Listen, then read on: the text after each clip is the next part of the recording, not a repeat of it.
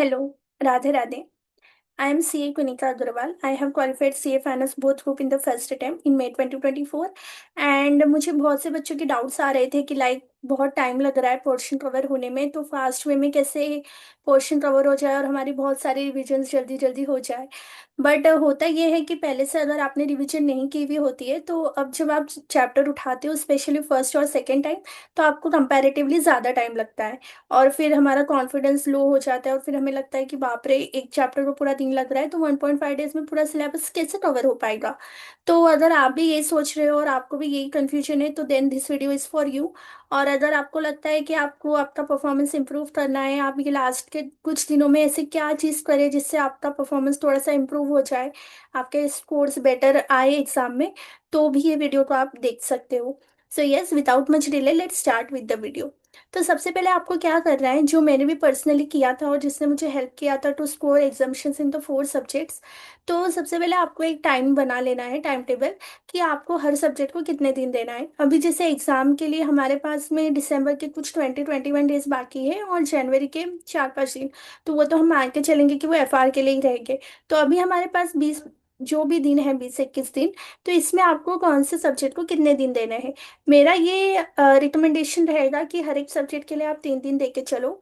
तो 3 into 5 there will be on 15 days. और 2-3 दिन आप जो भी आपको सब्जेक्ट हार्ड लगता है उसके लिए दे दो और 2 दिन आईबीएस के लिए दे दो। अब आपको ये 3 दिन कैसे यूटिलाइज कर सकते हो आप लोग।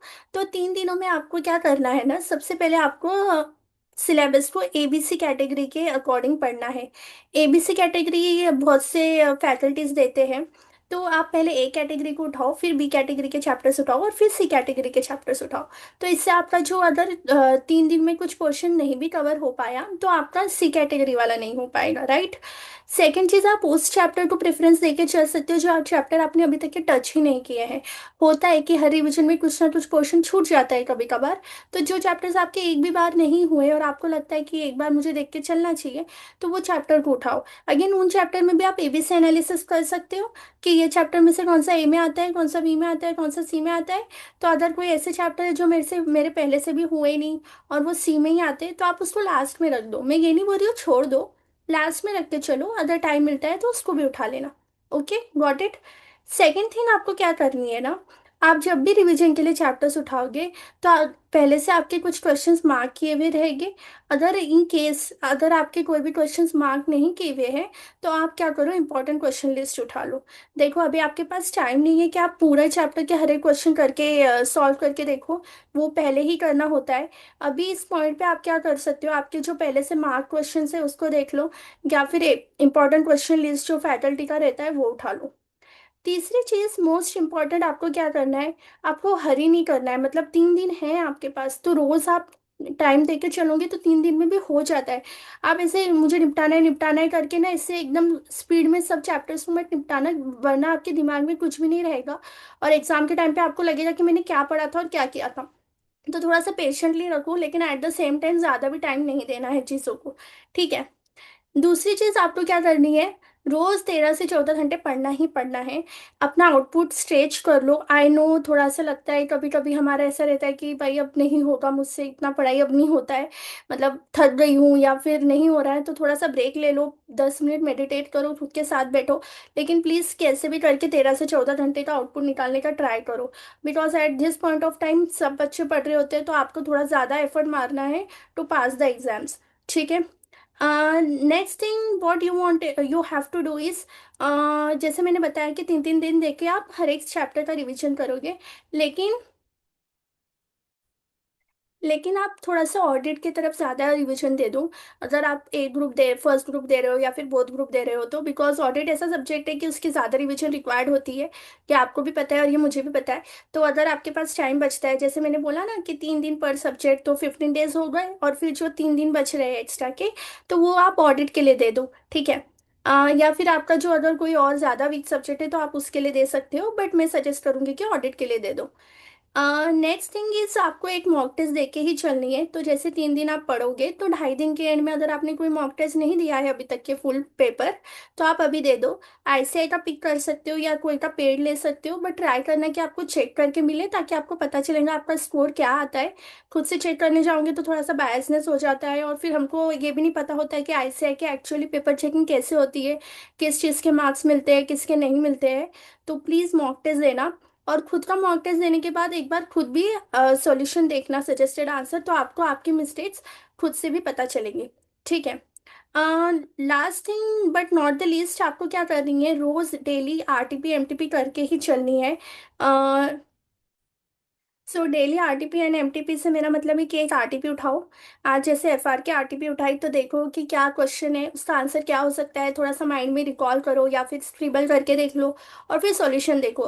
तो ऐसे ही आप 1-1.5 घंटे में पूरा आरटीपी निपटा लोगे और आपको मज़ा भी बहुत आएगा, ट्रस्ट मी।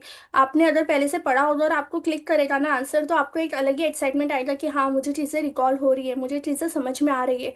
और अगर एक आधी कोई न्यू क्वेश्चन आ जाता है तो नथिंग लाइक दैट, फिर आपको पता रहेगा कि इसको कैसे टैकल करना है।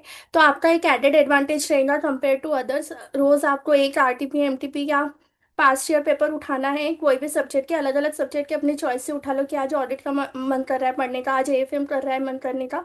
तो आप इंटर वाले, जैसे कि आज मेरा टैक्स टैक्स का लेने का मन कर रहा है, आज मेरा एडवांस अकाउंट लेने का मन कर रहा है। तो ऐसे करके आप आरटीपी एमटीपी रोज करते जाओगे तो आपको बहुत अच्छा लगेगा और आपका स्कोर भी बढ़ जाएगा। तो एग्जाम तक के आपकी 20 से 25 आरटीपी एमटीपी हो भी जाएगी, और आपका एक जो बोलते हैं ना रिवीजन, वो भी थोड़ा सा इम्प्रूव्ड वे में होगा। ठीक है। और थोड़ा सा प्लीज मतलब पॉजिटिव रहो, एकदम रश मत करो चीज़ों को, बट लीनियंट भी मत हो। ये टाइम है, वो बोलते हैं ना कि this is a time to show up, और ये रियल टाइम है, शो टाइम है, तो अपनी हेल्थ का भी ध्यान रखो। लेकिन प्लीज बाकी सारी चीज़ें भी बैलेंस करके चलो। आई मीन स्लीप, टाइम पे सो, टाइम पे उठो, जो भी आपका पहले से रूटीन चल रहा है वही चलन दो। ऐसा नहीं होता है कि सुबह उठने वाले ही पास होते हैं और रात में जगने वाले के अच्छे मार्क्स नहीं आते। Trust me, I am also the night person. मैं सुबह 4 बजे उठ के कभी नहीं पढ़ी हूँ, और मैं नहीं पढ़ सकती हूँ। मैंने बहुत ट्राई किया था बट आई कांट। तो मैंने वो चीज़ एक्सेप्ट की और फिर मैं रात में 2-3 बजे तक के जग के पढ़ती थी। तो आपका जो भी आपको सूट करता है ना वही रूटीन पे रखो, लेकिन कोशिश करना कि जो एग्जाम टाइम है 2 से 5 का, वो टाइम पे आप एक्टिव रहो, आपको स्लीपी ना फील हो। तो अगर आपका रूटीन में पहले से वो टाइम में नैप लेने का है तो अवॉइड करने की कोशिश करो। और लेट्स क्विकली समराइज कि मैंने क्या बताया था, और एक बार मैं भी देख लेती हूँ कि सारी चीज़ें कवर हुई है या नहीं। Just give me a moment.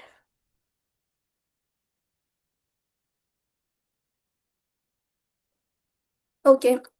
सो सबसे पहले हमने बात की कि आपको हर एक रिवीजन करनी है, हर एक सब्जेक्ट के एक बार तो रिवीजन हो ही जानी चाहिए एग्जाम तक के, that is the mandatory thing. Second, आपको रोज आरटीपी एमटीपी लेके चलना ही चलना है। 1-1.5 घंटे में आपका RTP MTP quickly go through हो जाएगा। नेक्स्ट चीज, ऑडिट को बेचारे को थोड़ा सा ज़्यादा टाइम दे दो अगर दे सकते हो तो। uh, और फिर उसके बाद आपको 13 से 14 घंटे तो आपको पढ़ना ही है, और आप पढ़ोगे बिकॉज आप बहुत हार्ड वर्किंग स्टूडेंट हो, राइट। एंड लास्ट में आपको एक पेड मॉक टेस्ट तो देनी ही देनी है, ताकि आपको पता चलेगा कि आपकी मेहनत का फल आपको कितना मिल रहा है। और अगर हो सकता है कभी कभार मॉक टेस्ट में कम भी मार्क्स आ जाए तो डिमोटिवेट मत हो जाना। बेटर है कि आपने मॉक टेस्ट में गलतियां कर ली instead of doing it in the main exams. तो मेन एग्जाम्स में जनरली आपका परफॉर्मेंस लेवल अप होता ही होता है, अगर मॉक टेस्ट में थोड़े कम भी आए तो yes, this is I think all about this video, जो मुझे लगा कि आपको पता होनी चाहिए। इसके अलावा अगर आपको कोई डाउट है, कोई कंफ्यूजन है या फिर कोई डर लग रहा है तो आप मुझे कमेंट्स में बता सकते हो और मैं आपकी क्वेरी को एड्रेस करूंगी। और आपको लगता है कि कोई और टॉपिक पे आपको गाइडेंस चाहिए तो प्लीज़ लेट मी नो, मैं उस पर वीडियो बनाने का ट्राई करूंगी। प्रॉमिस, मैं ट्राई करूंगी। एंड यस, अगर ये वीडियो अच्छी लगी हो please give it a like and share with your friends, and yes, subscribe to my channel. Till then, bye bye, all the best.